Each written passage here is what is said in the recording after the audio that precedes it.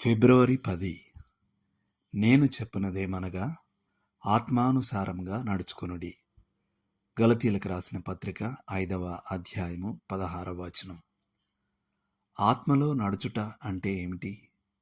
వాస్తవానికి కొందరు అనుకుంటున్నట్లు ఇది క్లిష్టమైనది మరియు అసాధ్యమైనది కాదు. ఆత్మలో ఒకరోజు నడక ఈ విధంగా ఉంటుంది. మొదట మీరు ప్రార్థనతో రోజును ప్రారంభిస్తారు. మీ జీవితంలో మీకు తెలిసిన ప్రతి పాపాన్ని ఒప్పుకుంటారు. ఇది మిమ్మల్ని శుద్ధమైన పాత్రగా చేస్తుంది. తద్వారా దేవుడు మిమ్మల్ని వాడుకోగలరు. మీరు స్తుతి ఆరాధనలో సమయం గడుపుతారు.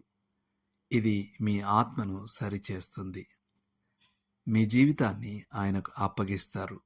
దీని ద్వారా ప్రభువు తన జీవితాన్ని మీరు అందుబాటులో ఉంచుకుంటారు.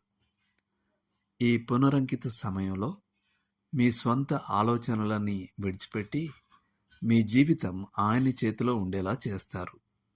తర్వాత మీరు దేవుని వాక్యాన్ని చదవడంలో సమయాన్ని గడుపుతారు. ఇక్కడ మీరు మీ జీవితంలో దేవుని సంకల్పం గురించి, ఆయన ప్రణాళికను పొందుతారు.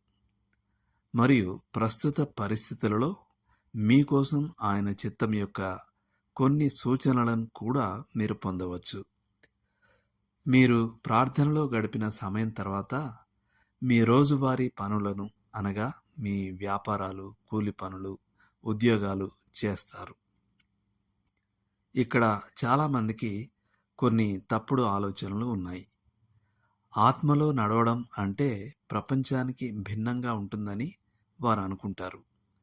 నిజానికి ఇది చాలా వరకు రోజువారీ పనిలో నమ్మకత్వం మరియు శ్రద్ధతో కూడుకుని ఉంటుంది. రోజంతట్లో మీరు చేసిన తప్పు లేదా పాపం గురించి తెలిసిన వెంటనే దాన్ని ఒప్పుకొని విడిచిపెడతారు. తద్వారా వచ్చిన ఆశీర్వాదాలు మనసుకు వచ్చినప్పుడు ప్రభువును స్తుతిస్తారు. మంచి చేయడానికి వచ్చే ప్రతి ప్రేరేపణని మీరు పాటిస్తారు మరియు చెడు చేయడానికి వచ్చే ప్రతి శోధనని తిరస్కరిస్తారు. ఆ తర్వాత రోజంతా మీకు జరిగేది ఆయన చిత్తంగా స్వీకరిస్తారు. అంతరాయాలు సేవ చేయడానికి అవకాశాలుగా మారుతాయి. నిరాశలు ఆయన నియామకాలుగా మారుతాయి. ఫోన్ కాల్స్, ఉత్తరాలు, అతిథులు ఆయన ప్రణాళికలో భాగంగా చూస్తారు. హరౌల్డ్ విల్డిష్ తన పుస్తకాలలో ఒకదానిలో ఈ క్రింది సారాంశాన్ని రాశారు.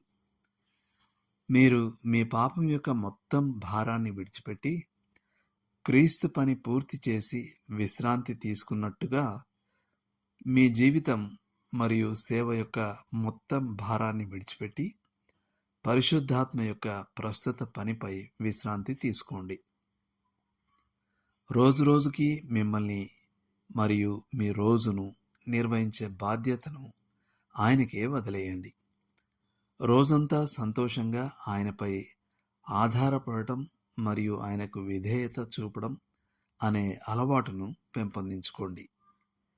ఆయనే నడిపిస్తారని, వెలిగిస్తారని, గద్దిస్తారని, బోధిస్తారని, వాడుకుంటారని మరియు మీలోనూ మీతోనూ తన చిత్తాన్ని నెరవేరుస్తాడని నిరీక్షించండి. ఆయన కార్యాన్ని చూడటం లేదా అనుభూతితో సంబంధం లేకుండా ఒక వాస్తవంగా పరిగణించండి. మన జీవితాలకు పరిపాలకునిగా పరిశుద్ధాత్మని యందు విశ్వాసం ఉంచి ఆయనకు విధేయత చూపి మనల్ని మనం నడిపించుకోవాలనే భారం నుండి విరమించుకుందాం. అప్పుడు దేవుని మహిమ కొరకు ఆయన చిత్తానుసారమైన ఆత్మ ఫలం మనలో కనబడుతుంది. దేవుడు మిమ్మును దీవించునుగాక. ఆమెన్.